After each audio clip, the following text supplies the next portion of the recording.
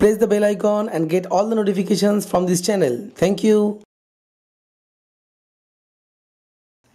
নমস্কার বন্ধুরা, 2012 থেকে 2018 এই 7 বছরে জিৎ যতগুলো সিনেমা বানিয়েছেন তার মধ্যে কোনটা কপি ফিল্ম এবং কোনটা কপি ফিল্ম নয়, আমরা আজকে সেটার একটা ছোট্ট উদাহরণ তুলে ধরব সবার সামনে। যদিও প্রসঙ্গত বলে রাখি, এই ভিডিওটি করার পেছনে কিন্তু কখনোই আমি বা আমাদের কোনো সংস্থা শ্রীযুক্ত জিতেন্দ্র মন্দানি বা বাংলার সুপারস্টার জিতকে হেয় করার জন্য করছি না।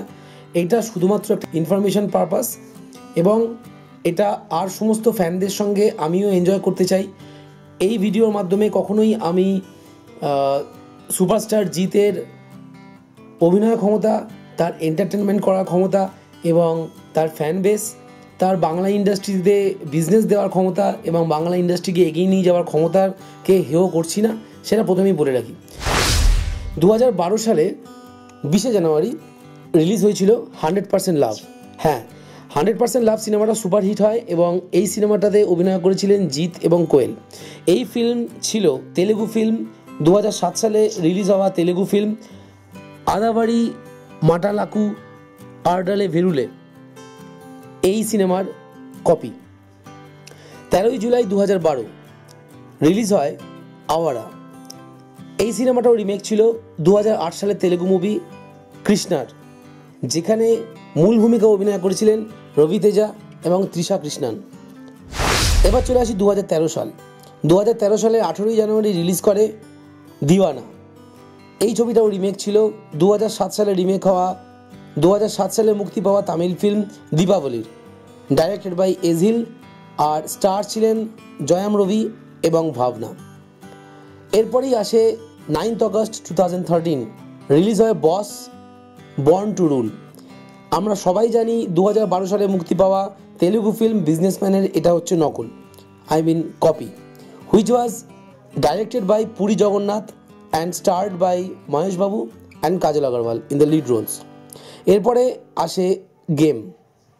গেম এই ছবিটি রিমেক ছিল 2012 সালের তামিল সিনেমা থুপ্পাক্কি এর।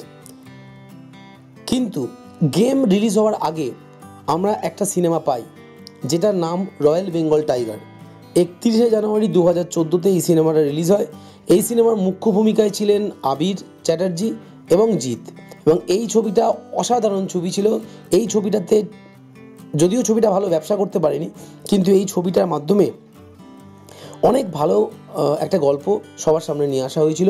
জিৎ এই ছবিতে অসাধারণ অ্যাক্টিং করেছিলেন। এরপর আসছে 26 সেপ্টেম্বর 2014। 26 সেপ্টেম্বর 2014 রিলিজ হয় বচ্চন। এটাও একটা কান্নাড় ফিল্ম, 2011 সালে রিলিজ হওয়া বিষ্ণুবর্ধনা এর রিমেক, যেখানে স্টার ছিলেন সুদীপ, ভাবনা, প্রিয়ামণি এবং সোনু সুদ। এরপরের ছবি আসে 17 জুলাই 2015 সাল।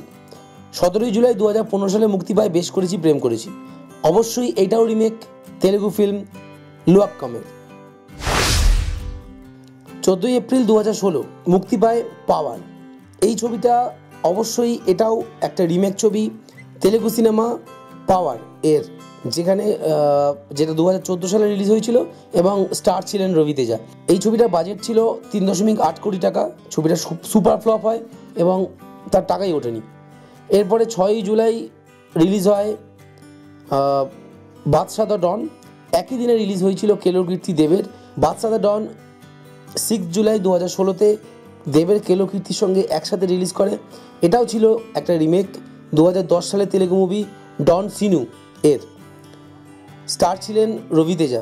ছবিটা বাদশা দ্য ডন ঈদের মরশুমে মুক্তি পাওয়ার জন্য হিট করে। 6 অক্টোবর 2016 রিলিজ হয় সিনেমা অভিমান। এই সিনেমাটাও তেলেগু ল্যাঙ্গুয়েজের ফিল্ম আত্মারিন্তিকি দারেডি, 2013 সালে মুক্তি পাওয়া ছবির রিমেক, এবং এখানে স্টার ছিলেন পবন কল্যাণ। 23 জুন 2017 ওনার মুক্তি পায় বস 2, যেটা কিন্তু কোনোভাবেই কপি মুভি ছিল না, যেটা বস 1 যেটা ছিল তার উপরে বেস করে বানানো একটা গল্প। বস 2 কিন্তু প্রচুর ভালো ব্যবসা করে। 2018 সালে মুক্তি পায় ইন্সপেক্টর নটিকে, যেটা আমার সিনেমার রিভিউতেও রয়েছে। 2013 সালে মুক্তি পাওয়া Punjabi film Jatt and Juliet 2 এর রিমেক। সিনেমাটা একদমই চলেনি, ফ্লপ, টাকা তুলতেই পারেনি। এবং এরপরে এই বছরে যেটা রিলিজ করলো সুলতান, যেটা কপি হচ্ছে বেদালাম। তার মানে আমরা দেখতে পাচ্ছি 14খানা সিনেমা 2012 সাল থেকে 2018, গত 7 বছরে জিৎ রিলিজ করেছে 14খানা সিনেমা। এই 14খানা সিনেমার মধ্যে শুধুমাত্র বস 2 এবং দ্য রয়্যাল বেঙ্গল টাইগার এই দুটো ছাড়া, অর্থাৎ 2খানা ছাড়া বাকি 12খানা ছবি রিমেক সিনেমা। আমরা এর পরের ছবিটা আশা করলেও হয়তো পাবো না। আশা করছি যে এর পরের ছবিটা কোনো মৌলিক গল্প থেকে হবে, যদিও আমার মনে হয় যে এর পরের ছবিটাও কোনো না কোনো সিনেমার রিমেক ছবি হতে চলেছে। অরিজিনাল স্টোরি সম্ভবত উনি এখনও ভাবছেন না। তবে আমার মনে হয় যে জিৎ এর অভিনয় দক্ষতা যা, তাতে একটা অরিজিনাল সিনেমা গল্প ভেবে উনি অনায়াসে সেই সিনেমাটাকে দাঁড় করে দিতে পারেন।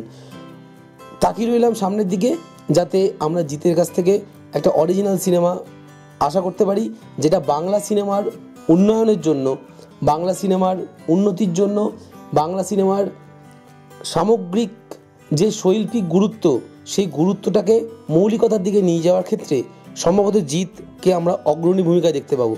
সেই আশাতেই আমরা তাকিয়ে রইলাম সামনের দিকে। আপনারা দেখতে থাকুন সোহামস রিভিউ।